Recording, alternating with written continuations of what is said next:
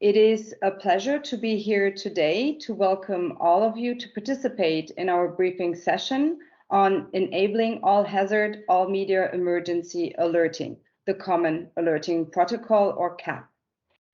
We're here today because still every year shocks, disasters, and hazards such as cyclones, earthquakes, floods, disease, and landslides lead to tragic but avoidable loss of lives and livelihoods.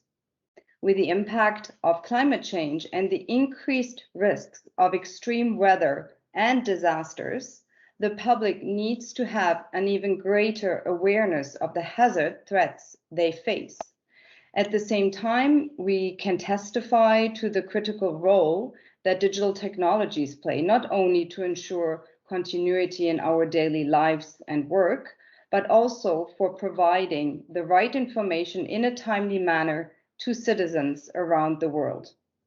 Effective early warning and information shared at the right time and in an understandable format by trusted sources and delivered to those at risk of an emergency or a disaster can be the most valuable life-saving tool in such an event.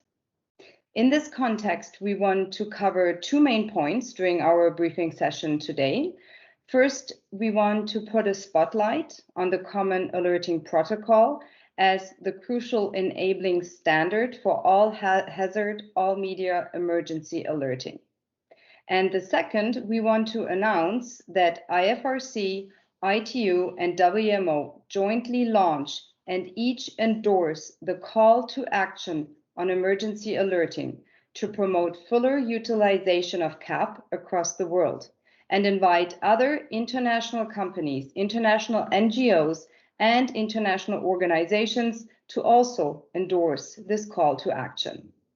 And this call to action reads as follows. It is to scale up efforts to ensure that by 2025, all countries have the capability for effective, authoritative emergency alerting that leverages the Common Alerting Protocol, CAP, suitable for all media and all hazards.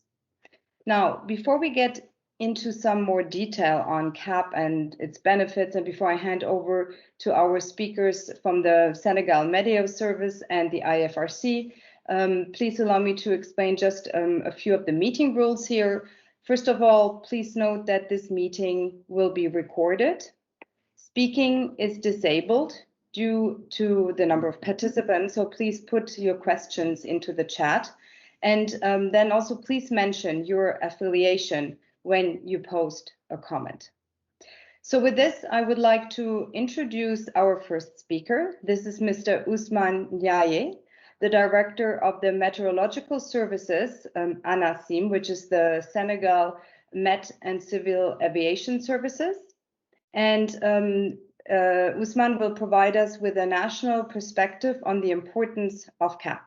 Mr. Ndiaye, the floor is yours. Thank you very much, Vanessa. Thank you so very much. As you rightly said it, we are living actually the climate change impacts. And the most obvious impact beyond sea level rise means sea surface mean temperature are rising.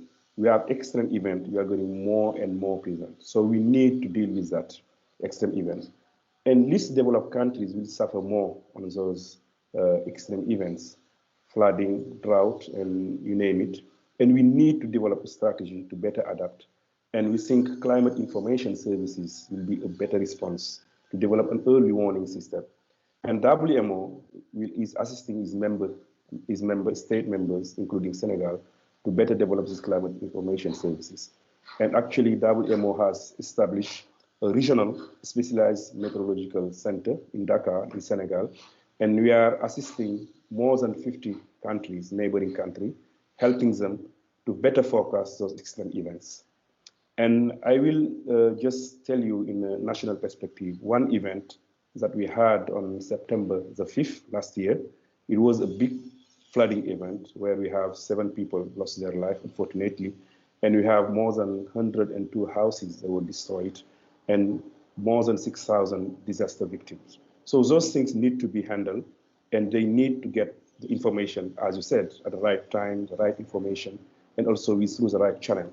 So what we did is during that event where we have rainfall record for many stations going above 200 millimeters, which is normally you don't get more than 100. We are in the Sahel. 200 millimeters in 24 hours, a lot of disaster. So as a National Weather Service, what we did is 48 hours before, we issue a bulletin telling people that we forecast a big event coming. But it was not so precise. But 24 hours before, we use a lot of media to convey this information, mainly text messaging, WhatsApp group, Facebook, Twitter, and also voice messaging also to ensure that decision makers, including the government and also local decision makers, are aware of this phenomenon and know what's happening, and also population as well. We send also text messaging to population. Just to give you an idea, in 2020, Senegalese Met Services, ANASIM, have sent more than 1,000 text messaging to the population. And this is for leaders. I mean, you can multiply it by 100 or more to see how many people get it in general. Because we have different leaders where we send them this message and they will take a decision in their own communities. Also, we have this voice messaging system also we put in place because, as you know, in Africa, some people are illiterate. So they need to get information in the local language. So what we do, we record messaging over the voice and then send in through their phone. They can, take their phone and pick up their phone and then send to the message in local language. So we sent in 2010 more than 59,000 messages to people. So, and these things will going to increase, of course, because technology now are developed a lot and people have phone everywhere. So we need to find out ways in which we can send, as you said, messages in a very formal way and very effective way for people to get it. So Senegal has taken a step ahead, and in 2019 already, we trained 9 staff members on this CAP protocol. So they will be aware of that, even though we are not implementing fully this CAP protocol, but at least we got the training. And we think as a regional specialized meteorological center, we can assist other countries also to know this protocol and to use it. So we are looking forward as National Weather Services to better develop this protocol in order also to upscale, because those are just many pilots we are doing, but to upscale, we need to have a formal protocol where everybody can use it. So thanks very much.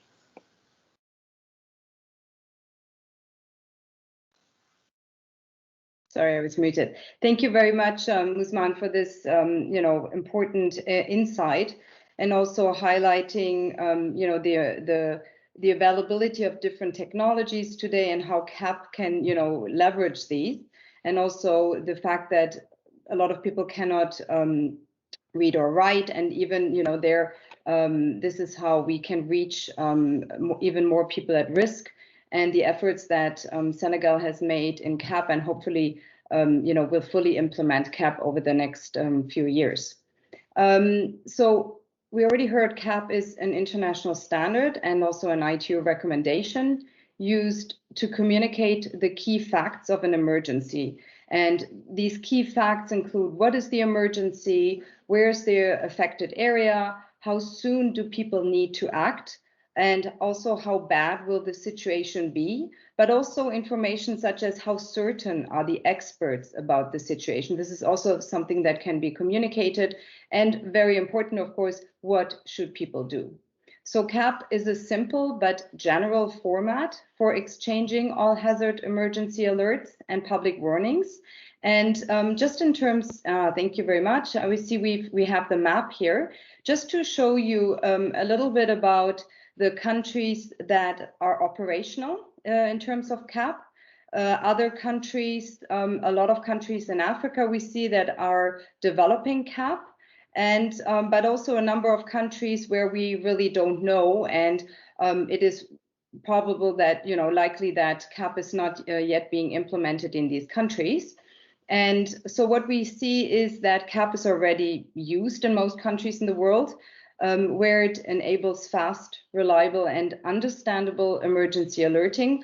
But still, there are too many countries, and in particular, many vulnerable ones. So here we see that there are many least developed countries, but there are also, and this is maybe something you can't really see that much from the map, but there are many small island developing states, and we all know those are at very high risk of disasters and emergencies, and they have not yet implemented CAP. So there's still a long way to go, and I think that's also why this event today is so important.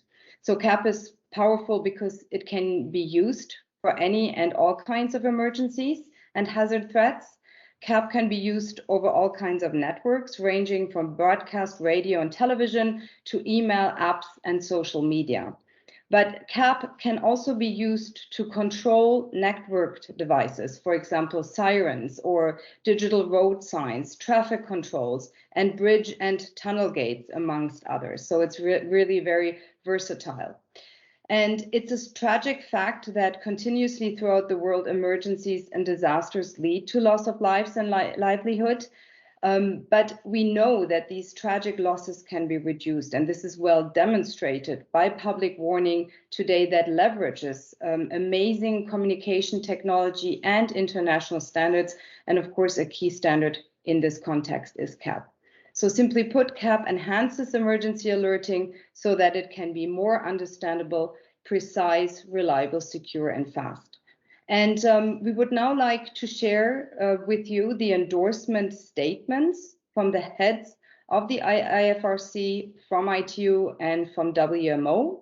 And each of these endorsements highlights the organizational commitment to more effective emergency alerting by helping countries globally to use the CAP standard. So if we could have the videos.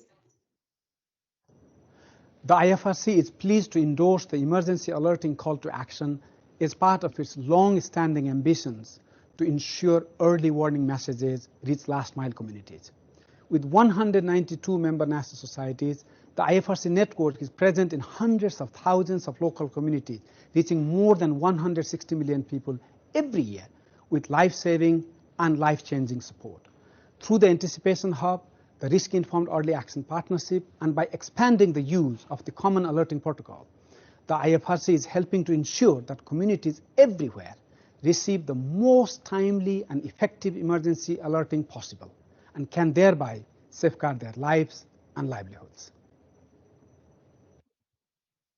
The International Telecommunication Union, ITU, endorses this call for action on emergency alerting to ensure that by 2025, all countries have the capability for effective emergency alerting that leverages the Common Alerting Protocol, CAP, suitable for all media and all hazards. ITU, as the UN Specialized Agency for Information and Communication Technologies, helps people all over the world to benefit from the opportunities of digital technologies. Together with our partners, we advocate the use of CAP to share public warnings over different networks allowed communities at risk, and thereby save lives and livelihoods. I also invite others to join ITU in promoting the implementation of CAP through collaboration, education, and sharing of expertise.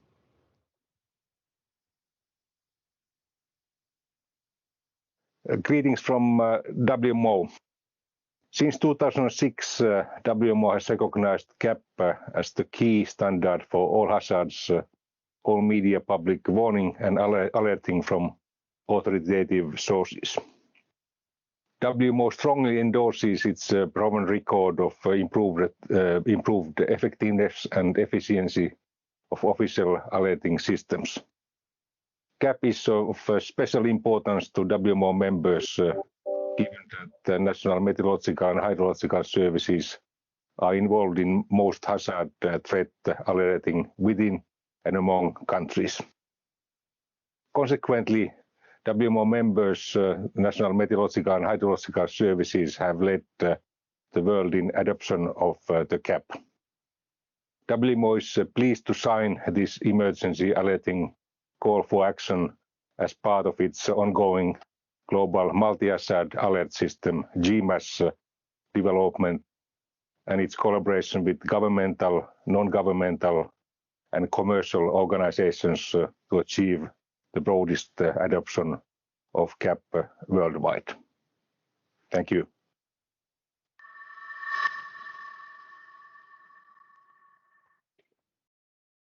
So we've just heard the very strong endorsements from the heads of the ITU, the WMO and the IFRC. And I'm now turning to our next speaker. This is Mrs. Tiziana Bonzon, who is the head of Climate, Migration and Resilience from the International Federation of Red Cross and Red Crescent Societies, IFRC. Tiziana will talk about the importance of CAP for people and for communities. Thank you. Thank you so much, Vanessa, and greetings to all.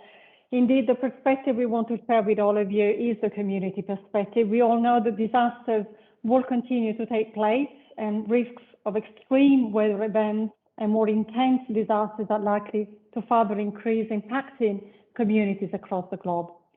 We also know that information delivered at the right time in an understandable format that includes guidance on what to do is critical for people to take action to get out of harm's way. This is true for large-scale complex emergencies like, for instance, the triple disaster of the Great East Japan earthquake, tsunami, and follow-on nuclear disaster. But it is also true for the more local emergencies like flooding or even social unrest. We know that most people have multiple information sources that can let them know when they are in harm's way. They can access Google Public Alerts, for instance. They help disseminate alerts by having them pop up on a Google search or a Google map. Or they can get this information from local TV and radio broadcast emergency alerts, but also from friends and family who share information in person and across many different channels. All of this shared information needs to be consistent with regard to the key facts as given by official government alerting agencies. We certainly don't want people in stressful situations to be getting confusing, conflicting, or even false information. We also know that different agencies use different mechanisms and media to disseminate warning messages. Reaching people in harm's way through all available media is certainly useful, but it is essential the key facts are not miscommunicated. So in short, CAP alerts are indeed easy to use by official alerting authorities. They're easy to share by media, but they're also easy to understand by people at risk and can integrate field-tested, actionable guidance on what to do before, during, and after an emergency. And just to stress again what we heard from the IFRC Secretary General, we are present for national Red Cross and Red Crescent societies in 192 countries, and we can certainly play a key role in promoting CAP in collaboration with local authorities to be able to reach communities at risk. I'd like to close my intervention with an example that you will see from St. Vincent and the Grenadines on how an emergency message delivered at the right time to people in harm's way enables actions that save lives. Thank you. Seismic activity at the La Soufrière volcano in St. Vincent continues unabated. In a bulletin on Thursday, 8th April 2021, authorities reported that steaming and smoking at the La Soufrière had increased. Residents, especially people living in communities close to the volcano, were encouraged to be prepared in the event it becomes necessary to evacuate at short notice. On April 8th, 2021, St. Vincent and the Grenadines anticipated a volcanic eruption. The National Emergency Management Organization published a CAP alert, which looked like this on smartphones. The CAP alert communicated what is the emergency and what should people do. It specified each of 4 alerting areas by polygon and text. All alert text was given in 3 languages. CAP parameters controlled dissemination by various media. and the CAP alert was digitally signed. Thank you. So a very recent example of the excellent use of CAP, and thankfully in this example, people were able to evacuate on time. I would like to thank Tiziana again for her intervention. And of course, we hope that many will join us in this call to action. And more information on how to join and how to be in touch is on this slide, which I hope Nathan can put up now. We've also created a call to action page that is in the second point here, in the second bullet, the website. And maybe Nathan from IFRC, you could also copy paste this link into the chat so that people can directly access it and see how they can join this call to action. It's by entering a short, very short 100-word text on an endorsement, and then this goes directly to the three organizations, IFRC, ITU, and WMO. And before we open up for questions, we're excited to announce that there are already a number of organizations and companies that have announced their endorsement for the call to action. And these include alerthub.org, Meteo Alarm, the Organization for the Advancement of Structured Information Standards, OASIS, the Open Commons Consortium, OCC, and the Asia Pacific Broadcasting Union. And I hope I didn't miss anyone. Last week, we also heard from the United Nations Office for Disaster Risk Reduction, UNDRR, that they decided to endorse the call to action. And I would now like to take this opportunity to invite Stephanie Speck, who is the Chief of Communications, Advocacy and Knowledge Management from UNDRR, to share their endorsement statement. Stephanie. Thank you very much, Vanessa, and hello to colleagues, particularly from IFRC, ITU and WMO. As we've heard many times today, early warning and early action saves lives. And at the UN Office for Disaster Risk Reduction, we take saving lives very seriously. UNDRR is the United Nations focal point for disaster risk reduction. We convene the UN system around all things to do with risk, and we proactively support member states to implement the Sendai framework for disaster risk reduction. The need for much better public warning ahead of disasters to support people to take early action is recognised in the Sendai framework for disaster risk reduction. In fact, it's Target G. It's also recognised in the Sustainable Development Goals and in the Paris Agreement and numerous other global policy agreements. And as we saw just previously, the short video, we've recently witnessed the incredible importance of early warning following the eruption of the volcano in St. Vincent and the Grenadines. And we know that while a large share of the islands was covered in ashes, many people were displaced, no lives were lost due to effective action taken early. And CAP was an essential part of this particular response and preparedness effort, and it is an essential part of alerting the public globally. And UNDRI is very pleased to endorse the call to action on emergency alerting. Over the past year, we've been working closely with ITU and WMO to train public broadcasting services and their journalists to play an active part in reducing disaster risk. And CAP is included in our training curriculum. And UNDRI will continue to strive to raise awareness of CAP, in particular with public broadcasting services, journalists, and across our stakeholder platforms worldwide, so that when the if of a disaster becomes when, as it inevitably does, CAP will support people to be ready and lives will be saved. Thank you very much. Thank you so much, Stephanie. Very well said, and we're very excited to have UNDRR on board and hope, of course, that others will be joining us.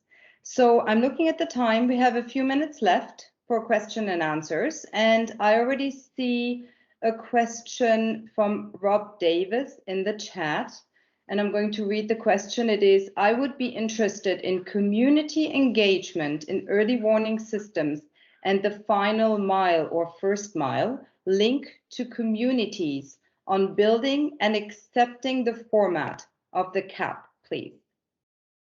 Does anyone, colleagues from WMO or IFRC, would you like to take that question? I'm happy to take the question, Vanessa. This is Tiziana. Tiziana, thanks.